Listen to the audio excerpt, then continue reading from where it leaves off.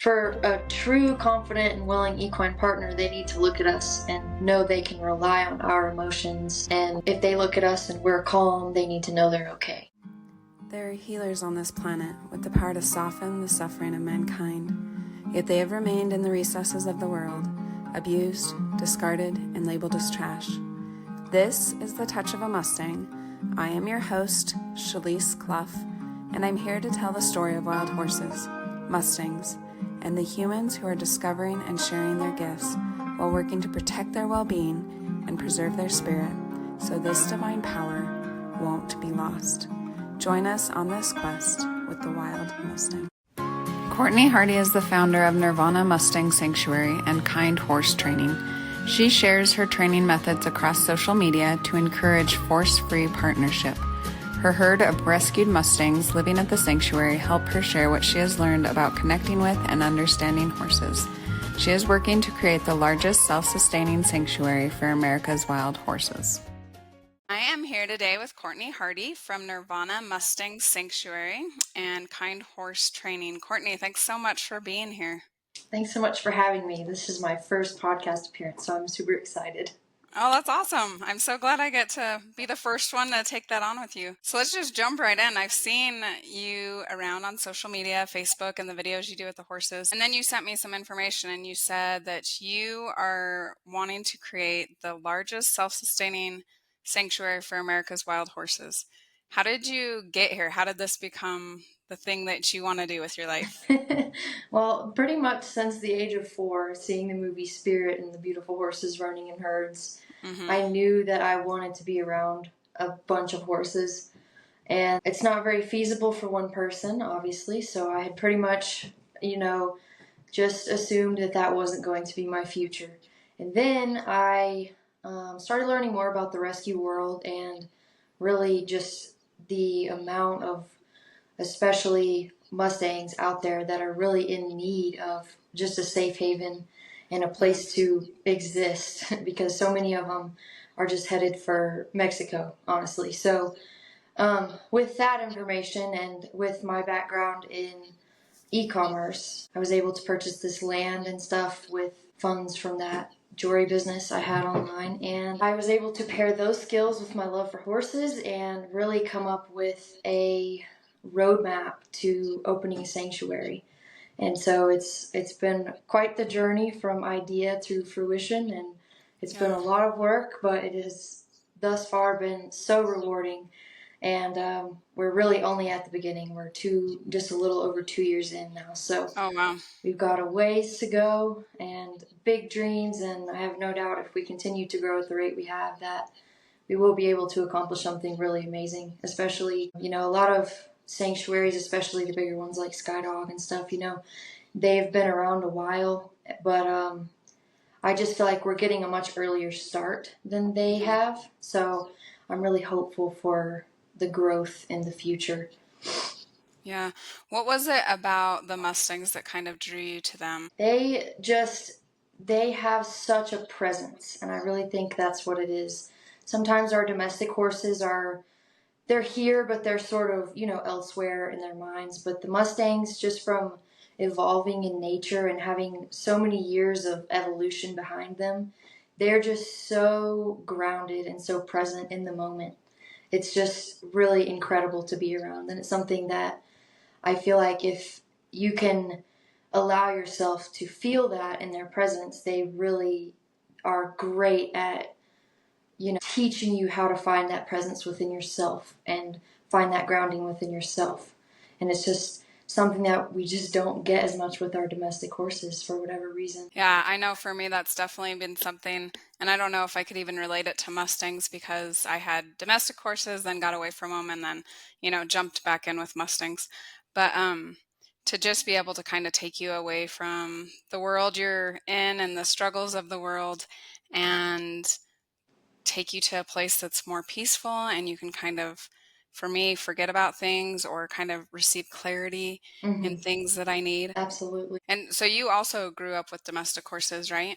Yes. And how did that transition into you having a Mustang? Well, I've always wanted one, but I come from Texas, and down there, they're really not super common. Now there's a couple social media people who have started making a name for Mustangs down there, but all throughout my childhood and growing up, if you heard of a Mustang, it was being referred to as a trash horse, or, Yeah. they're not worth anything, or they're impossible to train. So I was never honestly around one until But you heard all probably. that and you're like, that's the horse I want. Well, I have always been more of a dreamer type, so I'm just like, I don't believe what you're saying about that. Yeah. I would rather experience it myself. And there's no way that this majestic creature that we see running across the deserts and plains is terrible, especially when we have so many years of evolution backing it and they have thrived here for so long. So I had to get one for myself and see. So that's where I got Sage, my first Mustang. And he was just so traumatized. But even with that, you could still just feel his presence and his personality just larger than life, more so than any domestic horse I'd ever been around in my entire life. So really, from the second I laid eyes on him, I was just captivated, and it was over. Yeah. Do you know any of his backstory, where he came from, what might have happened in his past? He's from 15 Mile, Wyoming, and he was adopted out of the corrals by someone who lived in California, but they never actually shipped him to them. They just sent him to someone else in Oklahoma. So then he became for sale. I'm not sure what exactly happened at that home. Then he ended up with this trainer. He was listed on Facebook for literally about 5 minutes. I happened to see it, screenshotted it with the contact information and everything. And then they took it down because they actually decided to keep him. And I reached out anyway because I was like, well, might as well give it a shot. They were trying to get rid of him for just $500. So I was like, not sure how great of a situation he's going to end up in going for that price. So I reached out and I kind of let them know what I was thinking along the lines of opening a sanctuary and stuff. And at that time, I wasn't sure it was going to be just for Mustangs. I just had horses in mind. And the owner got back with me and was like, yeah, I will absolutely let him go to you. He's been quite a struggle to train, and we're just not really sure if he has a future being ridden like we wanted. So luckily they had him in mind at that point and decided to sell him to me. That's kind of how his story went. I know he was with that previous home for about 6 months, and they were trying to use a lot of round pinning and desensitizing to get him to come around to domestic life. And that just really did not go well for him. It just utterly terrified him. Yeah. Yeah, a lot of those methods are pretty interesting, and it's difficult because they do work for a lot of horses, but when you really break them down, it's hard to make sense of them, why we're waving a flag at a horse Right. to run around in circles. So what was your experience with horses up to that point and training horses?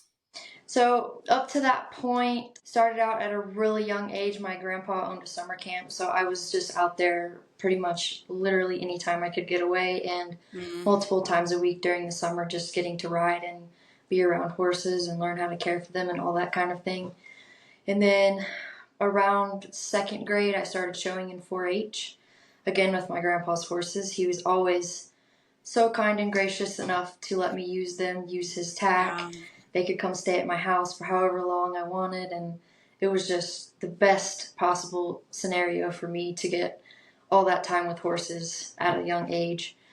And then after that, I did a lot of showing up until around 8th grade, and then, life kind of happens, kind of got a little bit more focused on school and sports and other things for a couple years, but I still had an ex-roping horse that someone had just given me, and then one of my uncle's geldings. So my main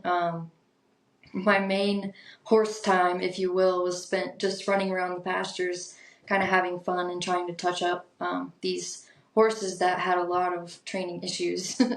So then in high school, I participated in horse judging, and the leader of my 4-H horse judging group really encouraged me to do the 4-H futurity program. So you get a yearling, and then you show them their yearling year, 2-year-old, and 3-year-old year.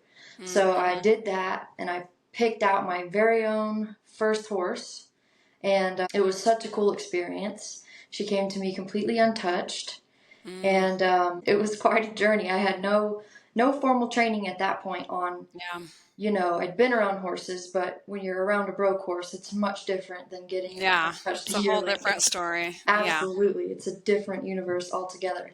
So I just kind of did what felt right between the two of us, and we spent a lot of time just hanging out together. I would just sit with her. She was actually very easy to teach to lead. Luckily, she's been very kind to me in that way. Yeah. So once she was able to lead, we would just go for walks. I would take her out to graze. All this sort of stuff that I now know is very, very effective connection Yeah. work with horses. Yeah. So it's very interesting how she inadvertently taught me all of that in the beginning. And I had no former knowledge. And it's almost like we know in ourselves that those things are the right way to be with horses and the right way to Yeah. connect with them. And it sounds like it was to your advantage that you really didn't know what to do.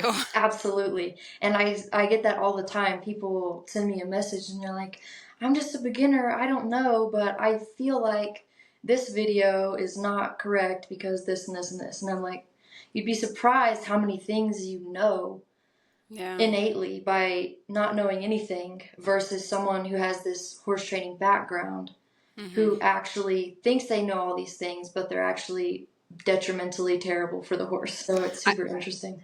yeah, I love that. And just having that openness to learning from the horse, that was a big lesson that I learned. And I kind of had to figure out on my own because I just went at it at my own.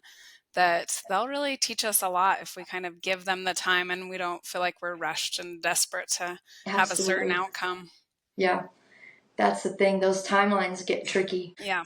And it's like with most horse trainers you hear, it's like they should be ready to go in 30, 60, 90 days at the most. Yeah. It's like, wait a minute. Even pushing your horse through a 90-day training situation, you got a lot of work to do coming out of the other end of that for probably several Yeah. years before they're actually solid. So, I Yeah, don't I know. think that's an area where there's a lot of misinformation. And like for me, especially in the Mustang world, I like came into the Mustang world and you see the really great, stories of the Mustang makeovers and people touching their horses so quickly and things like that. And so when that wasn't happening even anywhere close for me, that's when I really started to doubt it and like think maybe I'm not cut out for this instead of stepping back, which I eventually did, and Hmm. seeing, well, like what can I learn here? What what do I need to learn to be able to be Yeah. successful? That's a real problem. I feel like we do a lot of comparing, especially to these Yeah. quick transformations. And it's even worse now with the internet where you see these just before and after clips with Yeah. no middle of how we got there. And then people are just feeling like they can't train their horse. And one of the things I always tell people is you have to learn how to train your horse because literally every second you're with them, you're training them. Whether you mean Yes. to or not, you're training them. And you will do so much more harm not knowing anything than you would going out on a limb, learning things and trial and error and seeing what works for you and your horse. Yeah, I love that so much. I really do think that's true that like if you have a horse, you need to start learning how to read it, how to train it, how to communicate with it Mm-hmm. instead of just thinking it can go off to the trainer, it'll come back and do whatever I want because they're not machines. They are Right. another being that really interacts with how we are interacting with them. So Mm-hmm. that changes everything when one side of it is completely different than how they learned. Right. And then they feel so lost and confused, and that can really set them back. And then we end up with these labels that I just really hate, dangerous and untrainable, and Yeah. they're bad, or they're this, or they're that. And I think what people really need to realize is all of those labels come from root causes. And those root causes, 99% of the time, is something that the human is doing to cause that behavior, if it's not something medical. Yeah. So we are so quick to blame the horse and say the horse is this or that. But in reality, it's not usually the horse's fault at all. If we can look back at that history of the horse, it's something that a human has done or something they've learned along the way Yeah. to make what the human is doing stop. So Yeah. I wish that would be something that everyone would just understand. It's so important that we need to find those root causes. There's so many training methods out there that are just band-aid applications that fix the behavior, but we don't ever address that root. Therefore, it just keeps reoccurring throughout time. And then we end up with horses with trauma because of the methods they've been put through to try and get rid of those behaviors. Or again, labeled dangerous and untrainable, dumped at an auction, and completely unwanted. It's really sad. Yeah, and I imagine those are a lot of the horses that you're kind of seeing. And I think just having that information that there is no such thing as like a 30, 60, 90-day horse, they just don't exist. But Right.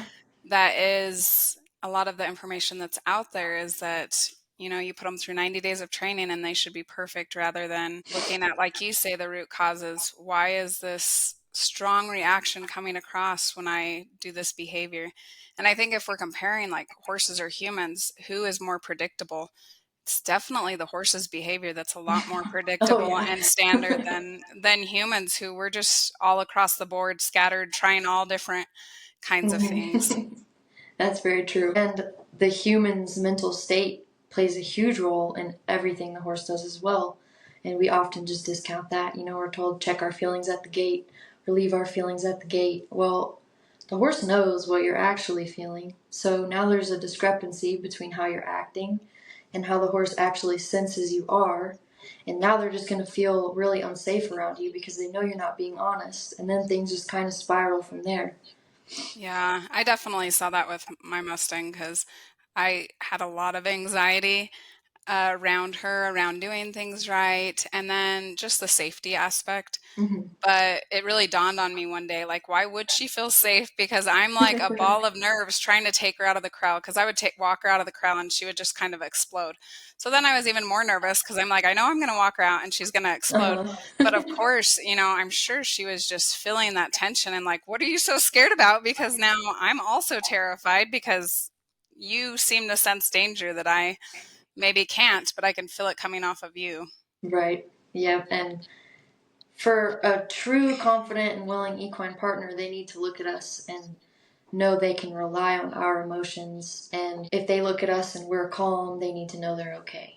But first, they have to learn they can look at us and look to us, and they will not do that if we're just anxious. I went through the same thing with my mare, and that's what caused me to stop showing and to be done with horses for about 3 years, because it was just I was nervous, she was nervous, and we fed off each other, and it just turned into a terrible experience all around. So that is one of the most crucial aspects, I would say, of interacting with a horse at all, is learning to monitor and maintain our emotional state, and also monitoring and maintaining even our thoughts. If we're at the barn and we're thinking about the 500 things on our to-do list and we're not really present, there's no way that horse is going to feel safe with us, because in order to feel safe with us, they need to look at us and think they can rely on us, but they can't rely on us if we can't even be aware of our surroundings. Which so many of us aren't. Like, we're just on autopilot. Yeah. Absolutely. And not only with the horses, but just throughout life in general. Yeah. So I think that's one of the biggest lessons they have to teach us, really, is just presence. Be here. Experience this. Like, actually use your senses and don't just be in your head all the time, running through thoughts of the past or the future, whatever it may be. Yeah. Where did that anxiety stem from with you, with your mare, and how did you learn to work through that and approach horses differently? So Ruby is cutting bred, so she is very anxious, and if something does spook her, she will just flip around in the blink of an eye and be gone. So it was a long road, on the ground doing stuff just by intuition in her 1-year-old year. Mm-hmm. We didn't really see a lot of issue with that because I was calm, because I'm just leading her. There's no stress here. Mm-hmm. It's easy, she's learned how to lead. So there was no anxiety coming from me. We were able to just interact with the world in a calm way, and she was able to look to me in that time. Looking back, once we started the ridden work, I was kind of diving into Clinton Anderson's method of training under the assistance, or guidance rather. Not. That whole philosophy is basically ask, tell, make. So every time we get through ask and tell, I know now she didn't understand what I was asking. But here we are, I'm supposed to tell her and then make her. I would get so anxious about making her because obviously when you make a horse do something they don't understand what you're saying or they're afraid to do, That's when we end up with these big reactions like bucking, bolting, rearing, all those sorts of things. So I can't tell you how many times I came off. And that's never fun. So it just No. became this game of nerves Yeah. whenever we reach that point of, oh, now I have to make you do something. I really don't want to. And looking back, I can tell it never felt right within me. Yeah. But I'm being told to do this by someone that I trust and love and who knows what they're doing. So I'm supposed to listen to that. Yeah. So that's really where it started. And then when we'd go to shows, it would be like the sign on the fence was a really big, scary thing. And then that's frustrating because I know we're fixing to get into this battle of you have to go approach the sign and I have to make you even though you don't want to and you're scared. So then it was just my anxiety and her anxiety just amping each other up the whole time. And I mean, it got pretty bad to where she couldn't even ride around in the pleasure class with other horses. She was kicking out at every horse that passed. So I was disqualified and embarrassed and getting bucked off in the middle of shows. So it really just, it feeds on itself like that once you start that cycle. It sounds like it was just one thing stacked on top of another, until finally just kind of ended, which happens a lot with horses Yeah. where we want to just push through it and it's like, okay, we got them past that, but they're still not feeling any differently about it. They're still kind of hanging on Absolutely. to that. Yeah. And that's one of the biggest things. Like, if we could really learn to read what the horse is saying, like, it's absolutely mind-blowing to me that the only thing that young equestrians are taught usually is about ear pinning and, tail swishing and these major signs. There's so many subtle signs that the horse is giving us quite literally 24/7. If we learn those, we can know how they're feeling at every point. And if we could see that, we would see that pushing them through things really doesn't change anything for them. They're just complying to make what we're doing stop. And I think most people want a real connection with their horse, but we're stuck in this, we've been told to force them through it, and that's the right answer mentality, that we can't even realize that we are actually damaging the relationship that we want with our horses every time we do that. And then we end up with the ever so common problem of, oh, my horse is just running for me in the pasture and I don't know what to do. Because you're terrible to be around. Exactly. And I went through this with Ruby when I first, after my 3-year break, I moved her into the boarding barn and she wanted nothing to do with me. And it was heartbreaking. But instead of the typical fixing of, I'm going to throw you in the round pen and make you tired and do a whole join up. Right. I just said, okay, how can I actually make sure she wants to spend time with me? Yeah. So that's really what sparked all of the venture into connection work. And I started thinking about, well, she loved to be around me when she was 1, so what were we doing then that we're not doing now? And we returned to more of that kind of stuff. And the change was incredible. It's really cool that you were able to go back to that and kind of remember like it was different at some point and what was different then. And I think a lot of horses don't maybe want to be around us, but a lot of that's because we don't think like, what are we taking in there with us? What are we offering to them?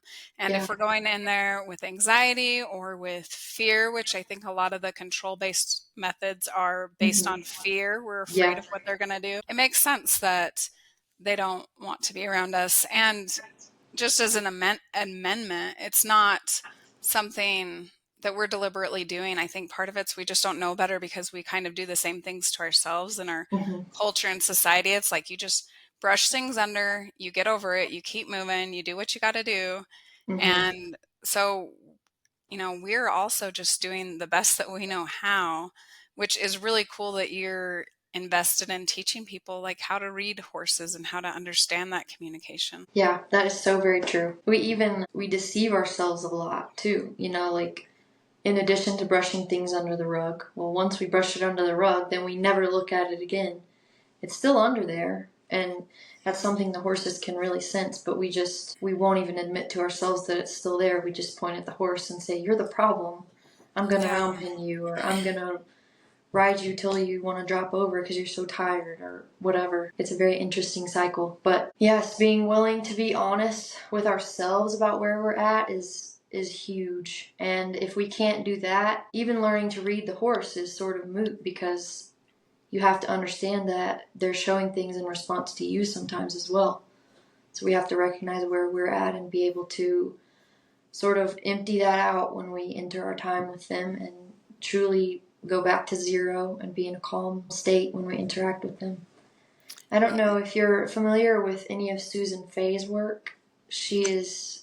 Not super. I've heard of her before, Yeah. but not super familiar. She focuses a lot on emotions in horses, and it's really fascinating. One of the exercises she shares that I love is just going through a list of different emotions and pretty much thinking of a memory from your past of when you felt those emotions, such as safety and comfort, or excitement, or happiness, or peace, all those sorts of things. And then just go out with your horse and sit down and feel those different things in your body.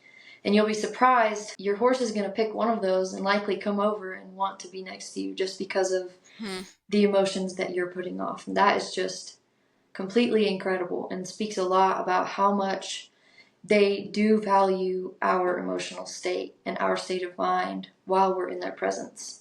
Yeah, that is really interesting, because from a psychological perspective, when we're feeling those emotions, it's when we have these scenarios in our head, our body is doing the same things as if we were actually experiencing them. So to think like I'm going to go out there and be peaceful, it's the same as if we are in a peaceful environment. And likewise, I'm out there and worried, whether something's happening to us right then or not, it's still the same emotional, physiological response that we're feeling. Absolutely. And that brings me to the topic of mirror neurons, because the horse is a mammal and we're a mammal. We have a lot of the same hardware in our brains. So whatever is lighting up in us, whether it be that anxiety or that peace, that is directly going to transfer to them. And their brain's going to pick that up and light up that same pathway, which is just incredible. And Susan Fay's work goes a lot into that as well. She practices a lot of visualization. So picturing what we want the horse to do, versus where a lot of times we get stuck in maybe picturing what we don't want the horse to do by accident, because we're like, oh, okay, don't spook at this sign over there. Well, now that's the mental picture we're making. And Right. then picking up on those emotions. Everything we're imagining, we're putting into their mind. Exactly. It's so fascinating. Yeah. And it's also interesting because, an older horse who has been trained well won't necessarily react to us as strong. I can have one of my kids who's a little more nervous ride my Mustang, and she responds to her. Like, she naturally is a very quick horse, but when my daughter's on her, she'll go very slow. And it's like she's almost a different horse. So I think horses can get to a point where they are more secure around us and maybe realize like everything that's coming in is not necessarily meaningful. But when it's a new Mustang or a very young horse, they're very much attuned and responding and reading from us, rather than kind of having that secure foundation where they already know like it's okay. But, we expect like, okay, we want that in 90 days, this horse that is just non-responsive unless we want it to respond. Right. Which is just so like counterintuitive, because what we were really looking for is for the horse to feel safe. But then we take it through this 90 days of terrorizing exercises that do nothing but make it go into fight or flight or freeze mode. And we're quite literally doing the opposite. So then we end up with horses that are just shut down. And they might perform well, but you've seen the horse. They're just kind of dead in the eyes, and they're just not really there. They're doing the things, but they're just not really there, and you can tell. And then sometimes down the road, they explode because they've just been holding all this in for years or months or whatever it may be. So it's a very, very interesting thing that the end result we're looking for comes from a horse that actually feels safe with people. Yet everything we're told to do directly makes the horse feel unsafe. Versus, let's take an approach that makes the horse feel safe as our priority, and then we'll see all the amazing possibilities that come due to that foundation. Yeah. And what are some of those things that you see one way, but you've learned a different way to do them? So one example that is very prevalent would definitely be just round pinning in general. We're told for a myriad of different issues, round pinning is the answer. Yeah. They buck with the saddle, well, you need to round pin them with the saddle on. They bolt, well, let's round pin them with a lead and pull them in every time and make sure they can't get away. Yeah. They run from you in the pasture, let's round pin them. Instead of, again, going and looking for that root cause. Yeah. And with that, we need to be able to read the horse's stress. So we round pin them and we blow through their stress. I'd say those are probably the biggest two things I see that are the common fixes. Push them through it and round pin them. If we actually do the opposite and react and respond like politely and respectfully when they're saying, this is stressing me out, it's amazing how quickly they'll realize, okay, that's actually not dangerous or a threat. And they'll just completely let that guard down. Yeah. And then we can make so much more progress than just pushing them through whatever it is. Yeah, it does seem like a lot of horse training methods are based on learned helplessness of teaching the horse, you can't escape this. Mm-hmm. So just essentially shut down, don't respond anymore. Mm-hmm. You know, we even call it desensitizing, like we want their senses to be eliminated. But I really like what you said. I'm working with my 4-year-old Mustang and just working on simple stuff like leading or whatever. Mm-hmm. And as I was doing this, I read an article online that was like, don't ever let go of the lead rope. Implying, you know, you let go of the lead rope, like your horse will learn that they can get away. But I mean, the reality is horses could probably get away from us at any time if they want to. Absolutely. But it was just interesting because I'd been doing the exact opposite with my Mustang. Just if she pulled back, I wanted her to know, like, you can go. Mm-hmm. Yeah. Because it makes sense. Of course, they're going to be terrified if they feel like they can't escape. Of course, their reaction is going to escalate at that point, and it's going to become a source of fear. Mm-hmm. So it was like a really good lesson to me, just throughout my whole experience with Mustangs is, you know, letting them have some say in it and helping them to realize, like, you know, you're not my slave here. We can work together and figure something out. Yeah. And rewarding is that two-way partnership versus I'm just going to tell you to do this and you have to do it even though you hate it. It's just so much more rewarding. Yeah. And again, going along with, you know, your horses wanting to be with you. It makes sense why so many horses run away when you go to saddle them because you're just like, all right, I'm coming. We're doing what I want to do. You're going to do it the way I want to do it. I mean, so far to the extent that it's like you have to walk while you're going to the bathroom because that's the rule that we've made up. You know, so many things that are really things we don't need to have control over. Like we can easily relinquish control of that and still stay safe and have a good relationship. Right. And have a great ride. Yeah. And enjoy each other. And hopefully that your horse will also enjoy it instead of just getting pulled around. Yeah. It's very interesting. We have quite a few owner surrenders, and every single one of them, even if we led them down to the pasture when they got here, they will not come anywhere near a person. It's so interesting to see, like, whether they have actually had a couple rides or they've just had their training on the ground. They do not want anything to do with people. And it's just, that's one of the saddest things to me. Like, there's no need for them to be so afraid of people. But our methods do create that need. It's very unfortunate. It is really sad. And like you said before, I think most people do want their horses to want to be with them. And really, in a large part, it's not a lack of desire as much as a lack of information that's out there. Because I know when I started my first Mustang, I felt like I was doing a lot of stuff wrong because it wasn't following the things that I was seeing.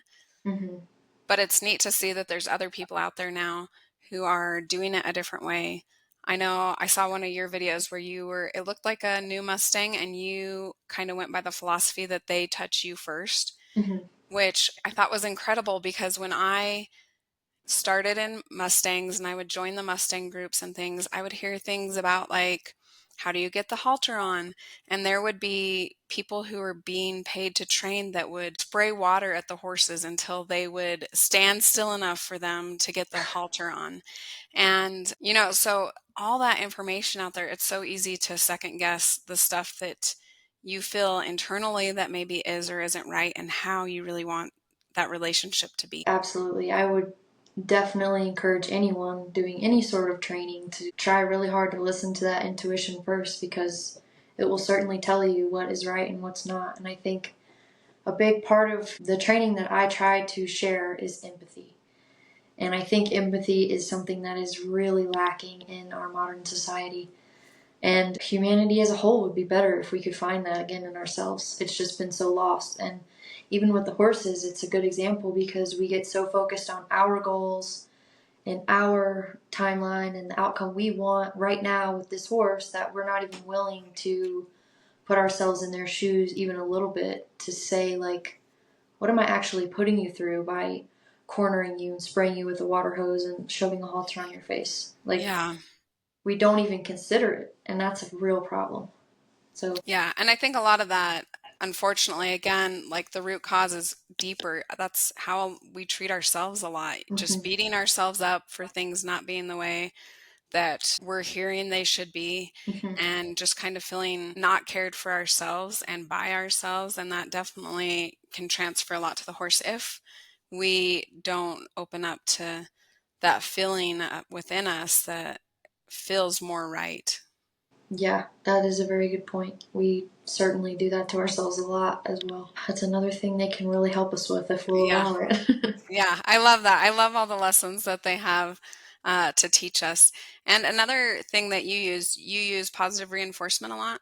Yes, I do. Can you talk a little bit about that? That was a huge thing for me. I was at a point where like I could saddle my Mustang and we could ride around in the corral, but getting her out, we were in this neighborhood where there were just dogs on both sides.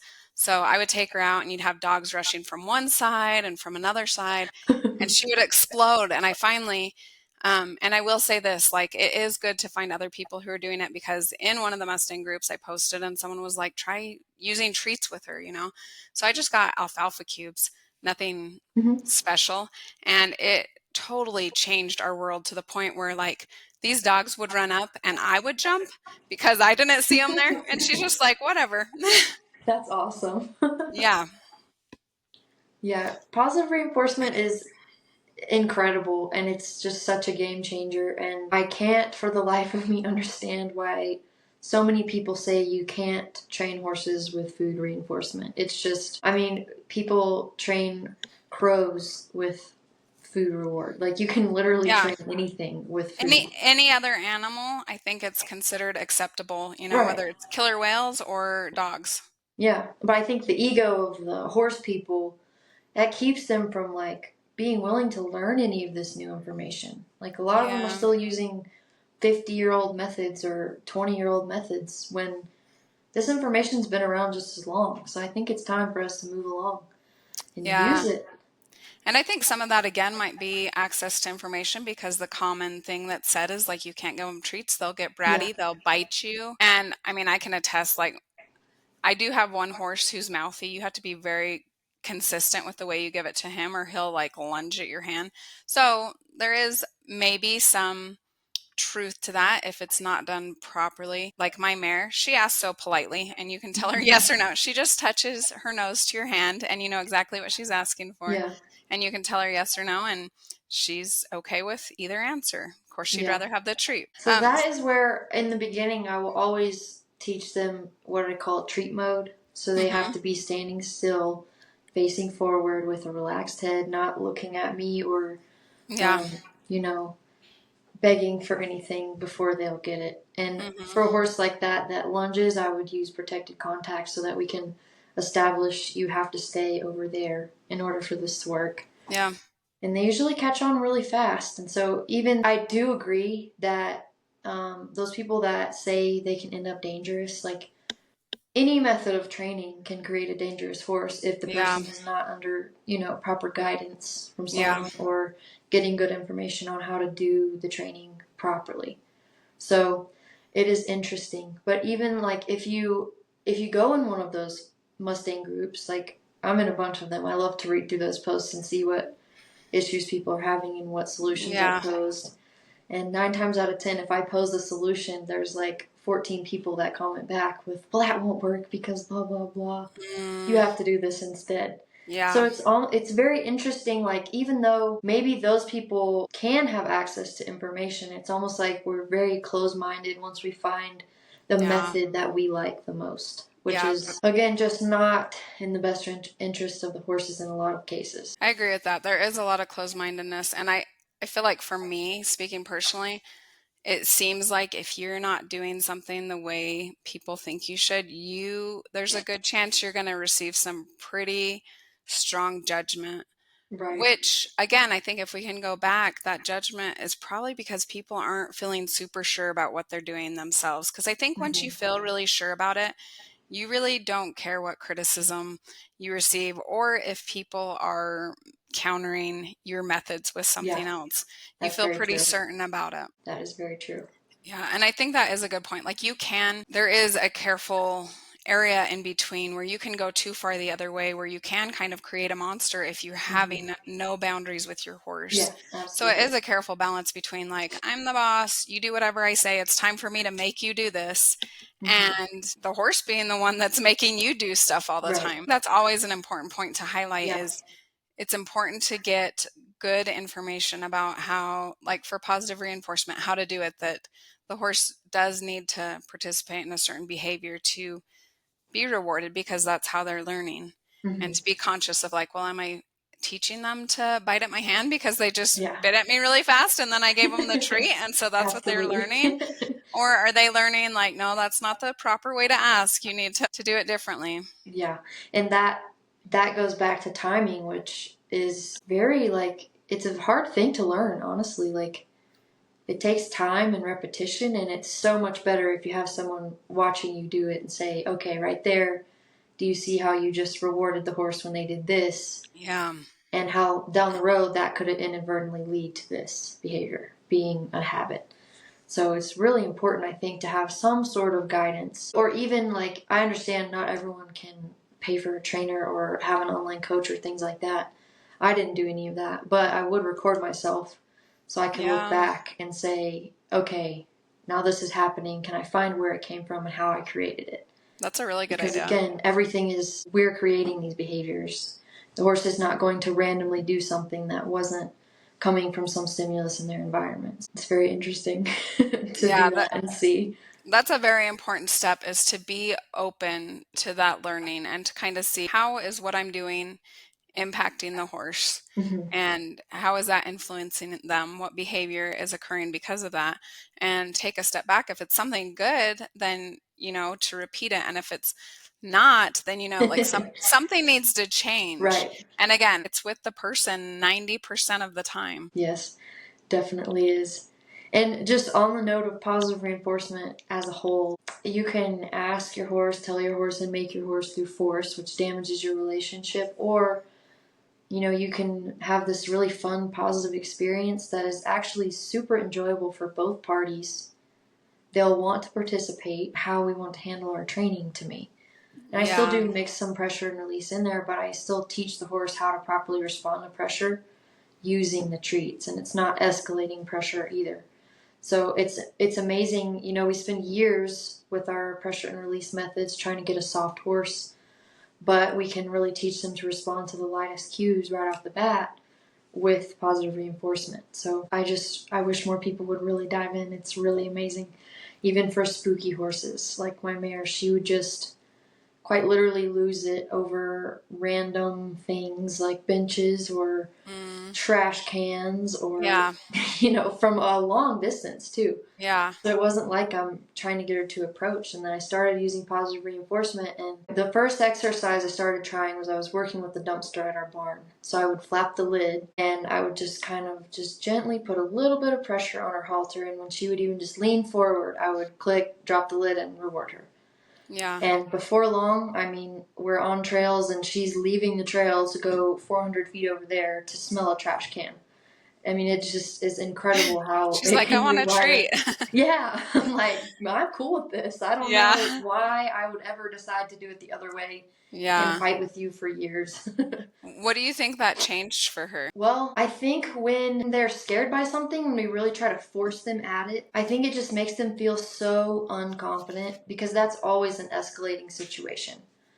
it's never like they're scared of something, we tell them to approach it one time, and then they go and approach it and everything is fine. It's always a battle, right? We always have to make them approach it. We have to face them at it. We're kicking, we're trying to get them to go, and all the while, like, they're just losing confidence. Yeah. But with positive reinforcement, it's almost like a little win every time for them. And that you can see them start to get really excited, like, oh, I did it. This is the right answer. Cool. And Yeah. then they want to repeat that behavior because it feels good and they feel very confident with it. Yeah. I've also felt like with my mare, it almost changed her flight or fight response. Like I think that it did. It changed the meaning behind what was happening. So before it was like the dogs are going to eat me to now it's like, oh, if I stand here, I'll get a treat, which I think Right. also means to them I'm safe because when they're eating, they aren't feeling safe. So I Right. feel like it really does change the just their internal reaction by prompt to Hmm. let them know like this is okay.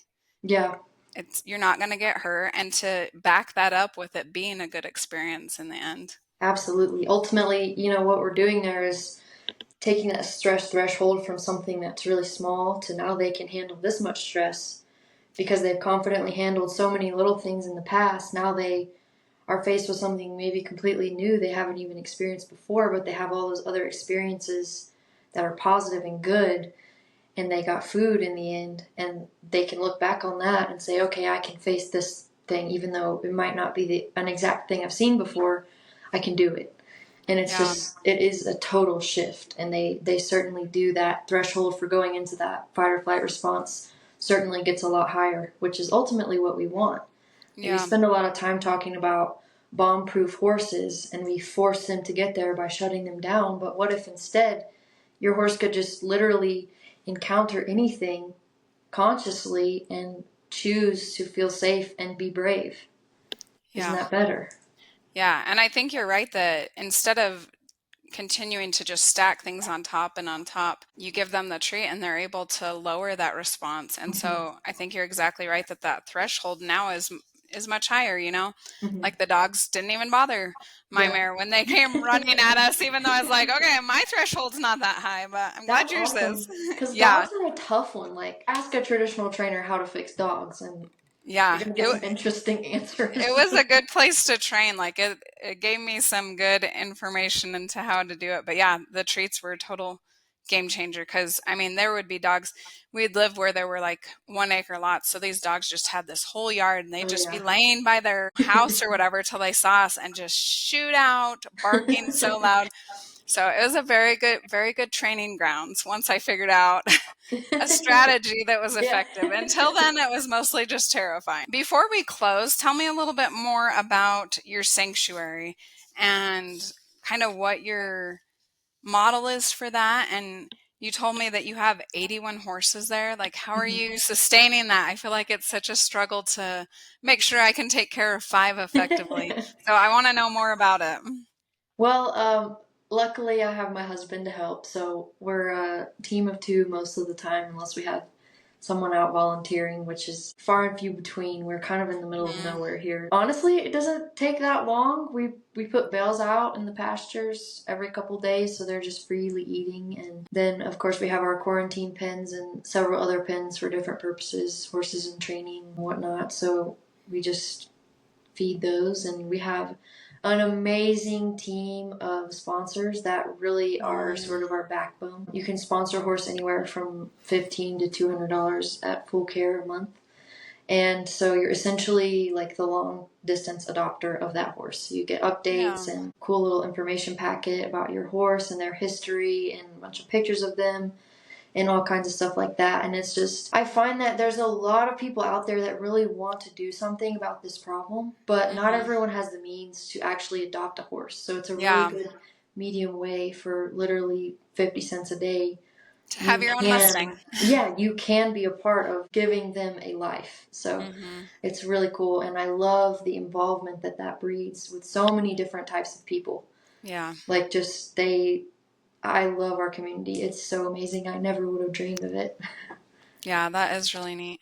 And then you said you also use the Mustangs to help train people, I will say. Yeah, so I like to work with people in this area. I love to have people come out, especially kids, because, they're the future. If we can teach them the right ways, Yeah. then who knows who they'll teach in the future. And it just is a good way to actually change the horse industry and what's happening within it. So even with our wild ones, like we can go out and I'll tell them like really focus on your breathing. Let's deepen your breaths as deep as you can. Focus on clearing out your mind. And you can watch even our older, really wild guys over there.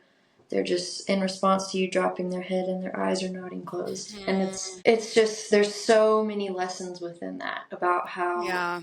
your state impacts so much around you, whether you realize it or not. So Yeah. we need to be responsible for that state again. And then in addition to that, I do a lot of stuff online just with, interacting with the horses and recording their responses and then narrating over what every little thing they're showing us means, which is just really missing. We only focus on like ear pinning, bucking, bolting, all these major things, but Yeah. there is constant communication coming from the horse. So I feel like with a lot of that knowledge being out there, things would really be better for most horses if people have access to that. Yeah.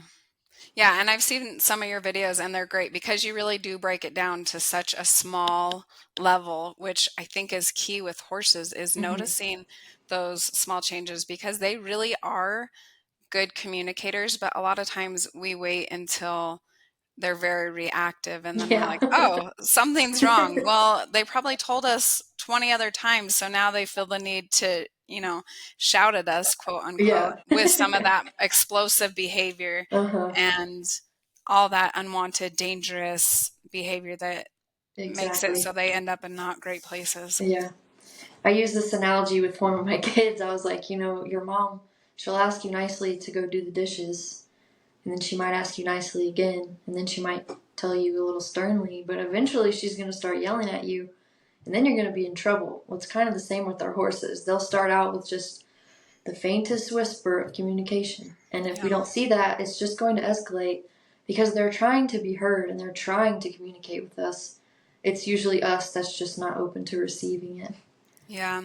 And how incredible too that you are taking young kids and teaching them these things that we don't really get, in our everyday life. Like take a deep breath when you're feeling upset Yeah. or when you can feel your body start to escalate, pay attention to that Mm-hmm. because we have so much overstimulation and push so much of that down. So what a cool thing to also be teaching these kids. I feel like we could have a whole other conversation about that and how Mustangs and horses can teach us, to be better as people just in our life Yes, in general and just for ourselves even, which of course definitely. reflects everywhere else. We are low on time. So how can people find you? How can they take advantage of the teaching you do, see the horses and what's going on with them?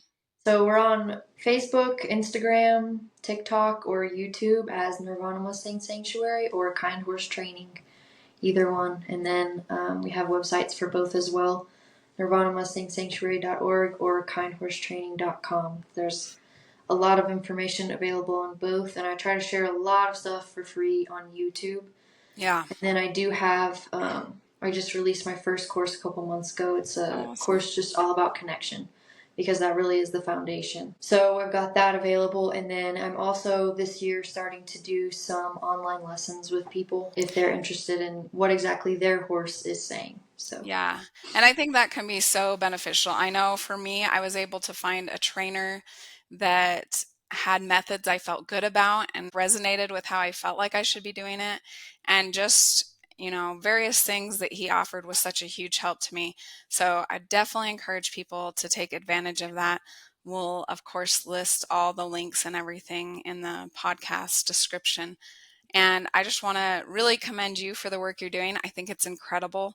It took me so long, and I will even say I'm still like getting to the point where I can feel confident about some of the things I'm doing. So I think it's incredible that you're sharing that online, helping other people to learn those ways, and that there is a different way that's successful and effective. I feel like we hardly got to talk about the sanctuary for Mustangs because they really need that. Unfortunately, so many of them do end up in bad situations mhm. because it's too much at once the way that we've taught for so long how to train horses. So Right. we might have to do this again. But I just Let's think what do you're it. doing is incredible, and just want to encourage you and everybody to definitely check out the resources you offer and the work that you do. Thank you. I really appreciate it. It is honestly such a gift to be able to just share these things with people. I never would have dreamed, but I'm so grateful. All right, so we are back, and last time we talked, we didn't really get a chance to talk a whole lot about the sanctuary aspect of the work you do, and that's a huge part of what you do. So we definitely want to talk about that and what you're doing with Mustangs. We did talk a little bit about how you bought the property. What kind of happened next? How did you end up getting into sanctuary? What were the first horses you brought on board? How'd that all start? Ooh, good question. So, first was actually two Mustangs straight from the BLM, Hmm. and we were going to participate in a little in-hand tip challenge, me and my husband, in the area. And very quickly learned that the BLM and tip community is very unsupportive of sanctuaries. So that was quite an experience. Hmm. And we did not end up doing the show. The horses just weren't ready, and I'm not one to push them if they're not ready to go do something like that. We're not going to Yeah. sort of put them in that environment when it's just going to make them uncomfortable. So we ended up not doing the show, but that whole experience was just a great eye opener into kind of that side of the Mustang world, so to speak. Hmm. And then after that, we had several people contact us with owner surrenders. So we took in 4 owner surrenders after that. And these were all Mustangs? Yes, all BLM Mustangs.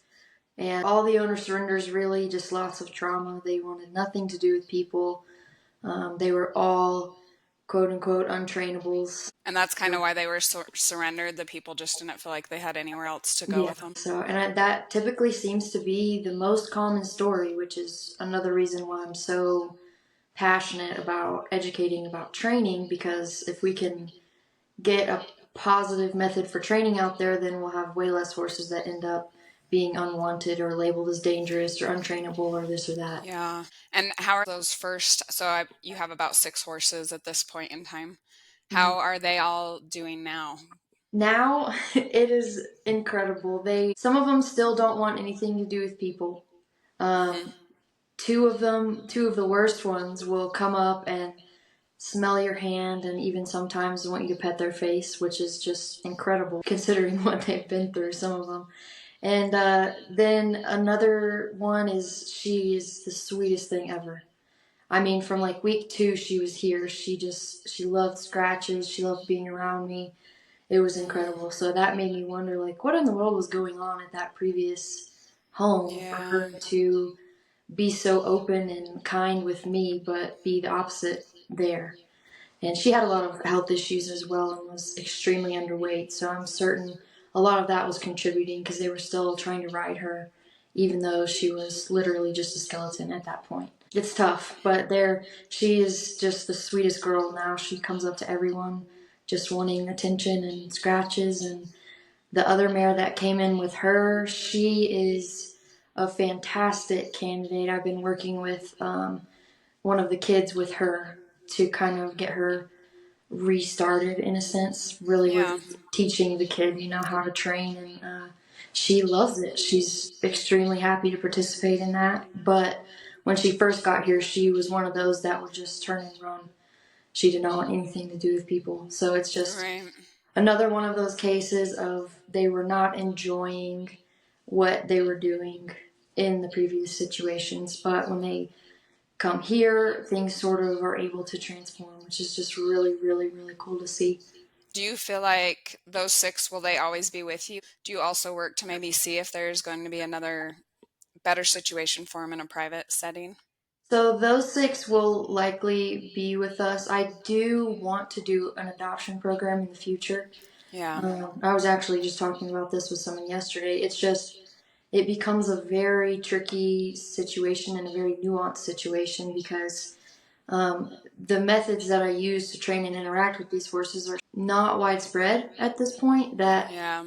often when a horse passes from home A to home B, things change and then the horse could revert and then they end up back in that same situation. And then we also have the situation of, you can have someone sign a contract and say, if you ever choose to get rid of this horse, make sure that it comes back to us. But they can obviously still ignore that, which is just not a situation that I want to put any horse in ever. So we're still working out the kinks on all that. I've even thought about like a program where the person who wants to adopt a horse actually comes out for a period of time and we work one-on-one with that horse to really have an in-depth understanding. Yeah, which I think is such a great idea because then I think it builds confidence in the person. It helps you to kind of see the back and forth of the relationship and if it is a good fit Absolutely. and, for everybody. So yeah, I love that idea. It is very tricky.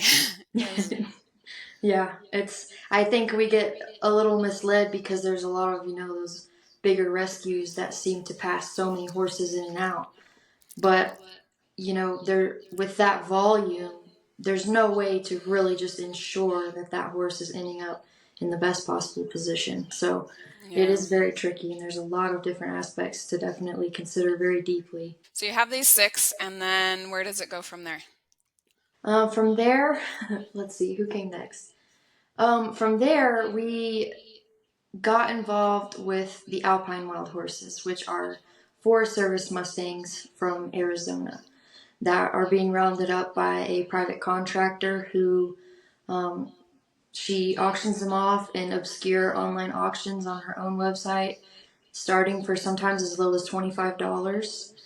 And she has a friend who is a kill buyer who will bid on every single horse that he can. So if our little group of rescues, including Salt River Wild Horse Management Group and several photographers, several different horse advocates, Moksha Sanctuary, and several other sanctuaries, didn't bid on those horses, they were going directly to this guy and going to Mexico. So it became this really interesting situation where just this group is trying to place like 300, 400 horses that have been rounded up. Yeah. So we ended up taking in, we were going to take in 3 from the first auction, and we ended up taking in 9 from that first set. And they are just incredible little horses. They are much smaller than typical Mustangs, but they're definitely unique. It's very interesting how the Mustangs from different areas have such different characteristics and different energy about them.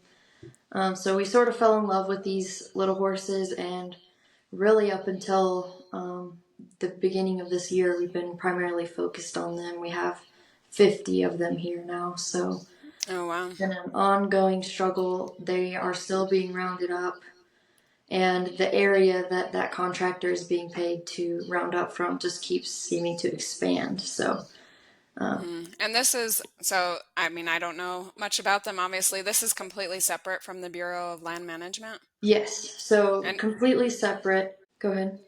and I was just gonna say, where are these horses coming from? Where did they originate, I guess? So they're on Forest Service land Okay. in the national forests. Okay. And actually, the Arizona State historian did a whole article about how the horses in this area are descended from horses brought along on an expedition by Francisco Vasquez de Coronado through the area in the 1540s. So it's a really historic group of horses, Yeah. which is really neat. And that area is just really populated with a lot of ranchers. So even though lots of legislation was worked on to get some protections through for these horses, it ultimately just fell through, and they're rounding up all of them. They're getting all of them off public land. Yep, all of them. Yeah, I mean, that is definitely something that's unfortunate because it is such a rich history that Mm-hmm. it seems like it would be valuable to preserve. And so they kind of make up the majority of your herd. Yes, right now. And it looked like you have some family groups in We've this. got one entire family band, one that's almost complete. We're just missing the stallion that would now be a gelding, but he never turned up in auction, so we don't know what happened between A and B. This contractor is also known for just giving horses to her friends if she thinks they're going to be a nice roping horse or whatever. So who knows where he ended up. We've also seen a lot of deaths with those horses during the roundups, and so that's really unfortunate as well. Is this just something that is being watched by the government in Arizona? It's Yeah, not on a essentially. national level Yeah, like the and BLM is. the Salt River Wild Horse Management Group has done a lot by way of news, interviews, and lots of things to try and get word out, but it's just really a losing battle. The people in that area are so set in that rancher mentality that says the horses are taking resources away from their cattle that it's just a losing battle. Yeah, that is unfortunate. Nice that they have some place to go. And you said there were some other sanctuaries involved also, kind of Yes. picking up these ones. Yeah, several. So with these, are you just planning they'll just live in sanctuary on your property or? Yeah, so when we bring in a horse, we typically try and find them sponsors, which are like long distance adopters. Sometimes people live in cities and they don't have the means to have a horse, but they can contribute to this horse monthly and then receive photos and stories and special updates and things in return. Really Yeah. be making a big difference and become really attached to this horse. So um, if we bring one in with sanctuary in mind, we certainly will keep that one and make sure they live out their days here, especially with the ones that we have entire groups that came together, or some of them we just have like 3 or so members from a band. So we definitely don't want to split those up. Yeah. And so who else is there? What other horses do you have? And then we have lots of now kill pen rescues. That's kind of been our mission so far this year, and one that we hope to continue throughout 2024. It seems like the volume of Mustangs in kill pens is just ever increasing. So we're really working this year to try and pull as many from that situation as possible. And these are ones from the BLM that have been adopted out and then ended up there, or they're different Yes, situations? for the most part. There's also a lot of reservation Mustangs, which is usually a topic not covered, but they are still wild horses, and many of them have been there for years and years and years. So we also have 3 reservation Mustangs right now that were rounded up off various reservations, one in Arizona and then some from Wyoming, that also end up in kill pens. How do you identify the reservation ones? Well, they're unbranded, and typically you're able to trace back, like when they buy it from the auction. Typically, the person that dumped them there will tell them these are reservation horses. So they're advertised as Mhm. that. What is it like life on the sanctuary with all these herds and horses? Well, a lot of time spent with the horses for certain. We kind of just spend most of our time feeding, watering, making sure everyone's good, moving here and there. I love getting out and taking photos of everyone to share, and then we have visitors come out. So really, everything is different day by day, honestly. There's never a set routine. It just depends on what exactly is going on at the time. So I really enjoy that aspect of it. But certainly the horses are what everything revolves around, which I love. Yeah. So what are some of the opportunities for people who might want to visit? Is that something that's pretty open? Do you have Yeah, different programs you're doing with that? absolutely. We're working on some different set programs, but right now, like, just reach out any of the means through social media or by email, and we can definitely set something up. I'm very open with people. If they want to come out and learn something about training, cool, we can do that. If they want to just go hang out and scratch on some horses, that's really awesome too. How are these horses interacting with you? Are most of them friendly? Do they act wild? Are they all together? What's it Um, like? it really depends on the horse as an individual. So oftentimes the older, especially geldings that were out in the wild as stallions for a longer amount of time, typically they are a little bit more distant and reserved, whereas the younger babies or yearlings will just be so curious they have to come over and investigate me or whatnot. It's actually quite funny when I'm out trying to take photos and they're just surrounding me trying to get a sniff, so it's like Yeah. I can't see through my camera. Yeah. But it definitely varies, and even some of the young ones might be a little more standoffish, but I find that eventually they get curious enough that they come over and want to start checking things out. That's something that's very neat about horses, just that they do have some natural curiosity towards people Hmm. in our world and Oh yeah. want to be a part of it. And it's really neat when one they will see me scratching on the other ones, and they do learn by observation, so you can kind of see them just watch, and they're getting curious, and eventually they come over and they'll just kind of position their neck beside me, and I'm like, oh, so you're ready now. And then there's our first touches with no Oh, like try for it at all. It's really cool. that is really neat. Now, do you have any of these horses that are in training with you or any personal horses yourself? I do have several that are in training. Sundancer is main one that comes to top of mind.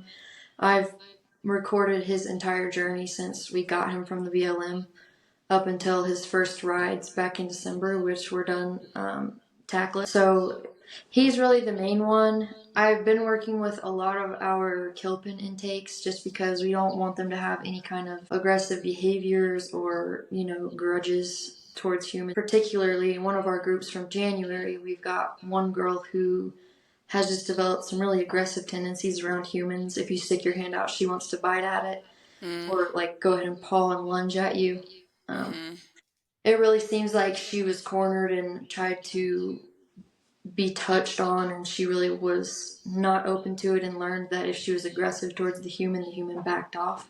Yeah. So I just like to work on things like that before they go out with the herd. So during their quarantine period, I just like to try and set a base for humans being a positive thing, and we pretty much leave it there. How does that work when you release new ones into the herd? Is it usually pretty seamless? Is there a little bit of friction as they reestablish who's who? How does that go? There is always a little bit of friction, but it's usually, they're very good at figuring out where they belong in the ranking of things. So it's maybe one day we have some running around and squealing, and then the next day everything is pretty chilled out. So it's really not super bad. And if I have a pin available, I like to let them share a fence line for a while so that Yeah. they can kind of get acquainted for a period before they're just in together. And what are some of the biggest challenges of running a sanctuary, of doing the work that you do? I would definitely say the biggest challenge is having to say no because people contact me literally every day with 1 horse to 5 horses that they think need sanctuary, and obviously you can't take them all. So that for me is the biggest challenge because I just really want to help as much as possible, but you also have to be responsible and not take on more than you can handle. Otherwise, you're really putting these horses in a worse situation than they were Right. beforehand. How do you kind of ensure that? Because we do hear sad stories about people who are labeled as a rescue and end up having these horses they're not able to care for. It's hard to know what the particular situation is. What are some things that you do to ensure that, the horses you bring on, you're going to be able to take care of and provide a good place for them? So we have lots of behind the scenes private donors that are really invested, which is such a blessing. We're so thankful for them. Yeah. That have already expressed to us, if anything ever does happen, please reach out. So that's a nice safety net. And then Yeah. before we bring in a horse, we're always certain to make sure that we have them sponsored and whatever intake costs they're going to require covered as well before we're able to actually take that horse in. Yeah. And then beyond that, we have set aside personal funds in case of emergency as well, just so that if anything were to happen, everybody would be well taken care of. What else is good to know about sanctuaries for wild Mustangs and kind of what the challenges that are facing Mustangs today? Well, there's a lot of challenges. It's hard Yeah. to pick just one. Or a Um, couple, what are some of yeah, the things that struggles in that world? really, I think the biggest issue is the usage of our public lands. That is something that really gets to me because being public lands, we the people are supposed to really have a say in what goes on there. And what most people don't realize is beyond, the cattle ranching versus the wild horse issue that we hear a lot about. A lot of these herd management areas, after the horses are cleared out, are basically divvied up, and a lot of different mining, logging, or oil operations are allowed to move in. So really, the wild horse issue goes so much deeper than just our wild horses into how our public land is actually being really used up and abused by even foreign countries in most cases. So it's just something people are really not aware of at all. And I think that's really unfortunate because we should be able to know what's going on with our public lands and be able to say, no, we really don't want that to be happening. We'd like this space to be preserved. But that's not how it is going. And from what you've seen, is there validity in the idea that there's overpopulation, that the horses that are out there are sometimes in bad situations where they're not having food, not having water, and they Yeah. really do need to come into human care to be able to survive? So, of course, as with any species in the wild, you're going to have those situations, right? Yeah. But I think the things we need to consider are you have a herd management area that's this big, or not a herd management area, but just the space allowed for wild horses in general is this big. And then every year we're shrinking it. Of course, now we can say there's overpopulation, but we're not looking with the right perspective because another big part of the issue is that within most of those HMAs, cattle outnumber horses 3 to 1. And people always say, well, the cattle aren't there year round, so that makes it okay. Well, they are there when the grass is abundant. Yes, you take them away in the winter in most places when the grass is sparse anyways, but you're still making it harder for these horses to survive by having that many cattle in the same area. So there's a lot of different issues to this topic that are often just skimmed over or ignored. And do you think there's solutions where, we can still have land for cattle and the wild horses are still able to have what they need out there? Yeah, it's a tough one because Yeah. then that even gets into how is the amount of grass calculated. So the BLM actually goes out and they have certain little like foot by foot squares that they'll cut the grass in and measure and then multiply by the area that they think grows grass. And then based on that, they break that up into percentages and decide how many horses are allowed to be there, how many cows are allowed to be there, and how much of that forage goes to other wildlife like elk and deer and other things. So even that, we have to see, like some of these HMAs, we have hundreds of thousands, even millions of acres. But if we aren't able to accurately see what that area is producing, it's hard to say how much forage can actually healthily be allotted to what species. Yeah. And also, it's kind of difficult once everyone's out there all together to say, okay, cows, you only get 50% of the grass. Right. They're animals. They're just going to do what they will. So it's honestly, it's a really complex issue. Yeah. I find it interesting that our public lands only contribute to 3% of beef production in the U.S. That's such a small number.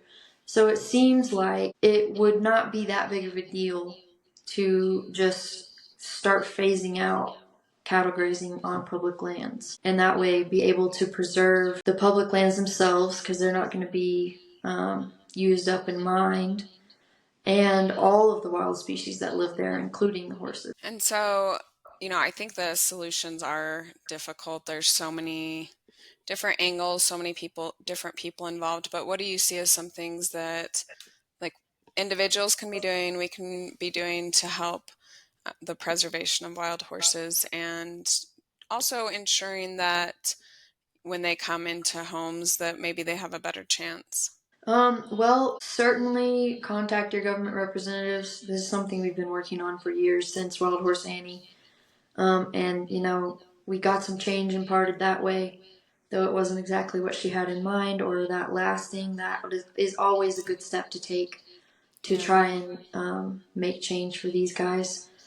Secondarily, along with the wild horse issue, we really need to stop exporting horses for slaughter. And that will end a lot of the issues of wild horses being adopted in mass quantities just to be dumped in kill pens and auctions later on that end up going to Mexico to be slaughtered. So those two things, government-wise, Personally, I would say certainly find a sanctuary that you can support in any way, even if it's just sharing their posts. And then as far as like successful adoptions, I really think people need to be aware, even if they don't own a horse, of the signs that a horse is in fear or uncomfortable, because we see so many training methods out there being passed along as successful or this works, but we don't know how to recognize the trauma that that horse is actually enduring during that.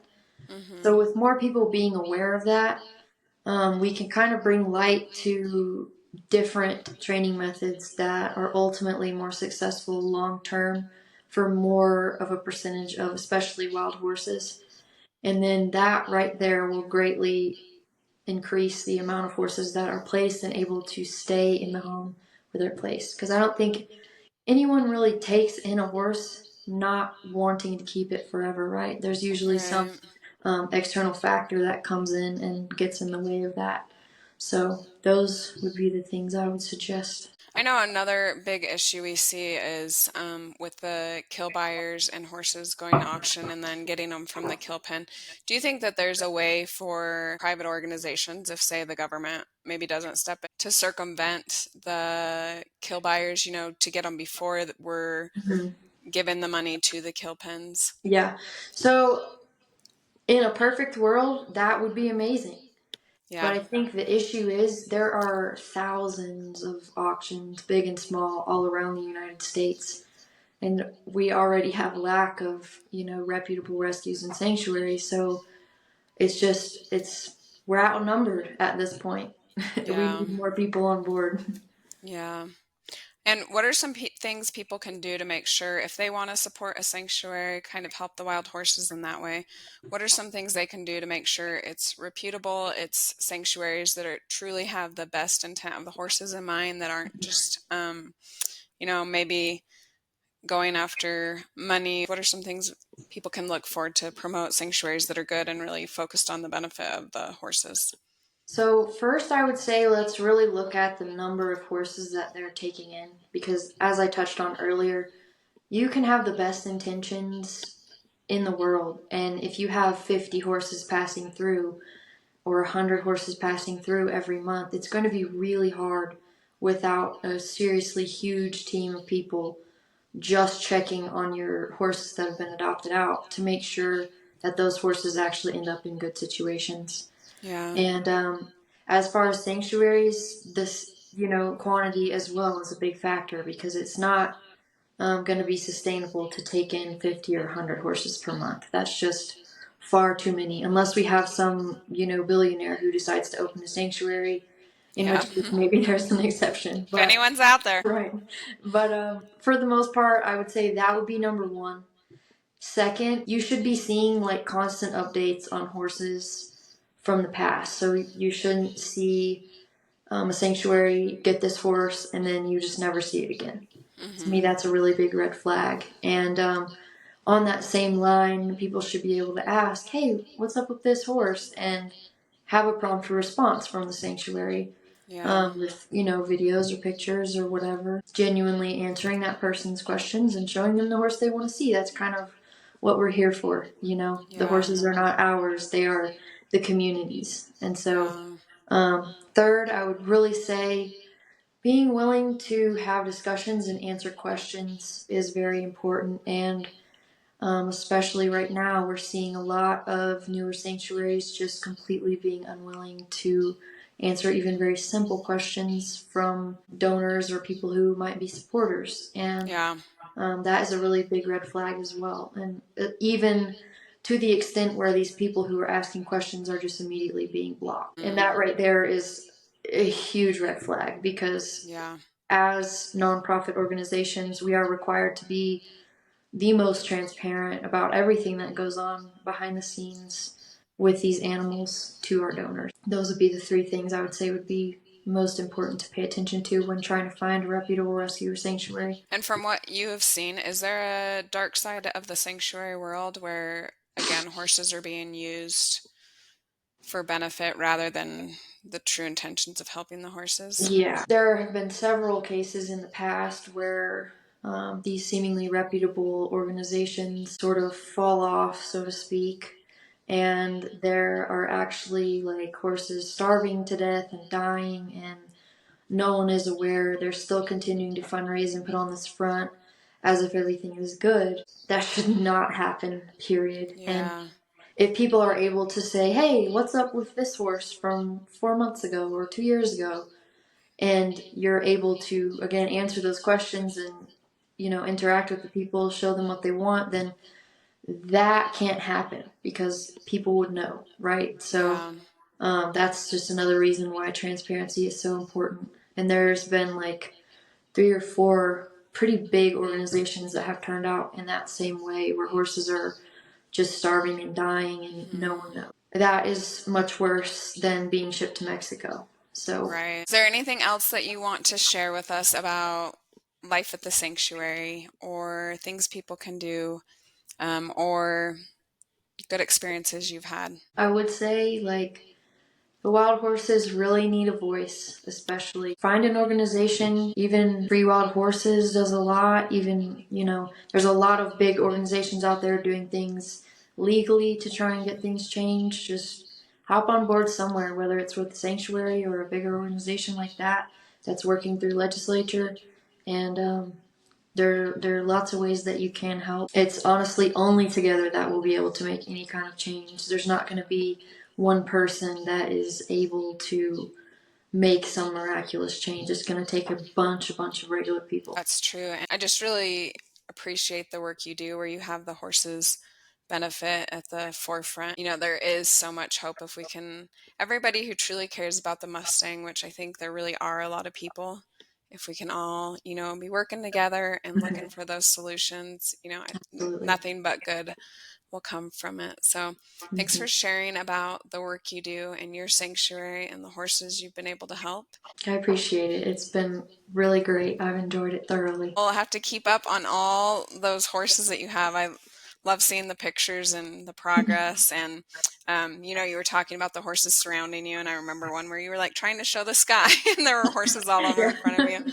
So it's great to be able to see the horses and to know that there are sanctuaries out there that are truly in it for the horse. So thank you for the work you do. Appreciate it very much. Thank you for joining us and learning about horses that heal and the humans who help them. We hope you'll continue with us on this journey. We'd love for you to subscribe on your favorite platform and follow The Touch of a Mustang on any of the major social media outlets. Please share with your friends, anyone who loves horses, or anyone who might be struggling and could benefit from this message. If you have felt the healing power of horses or help them in their divinely appointed mission, please reach out. We want to hear your story. As we say goodbye, always remember that the horse is always there to help you heal.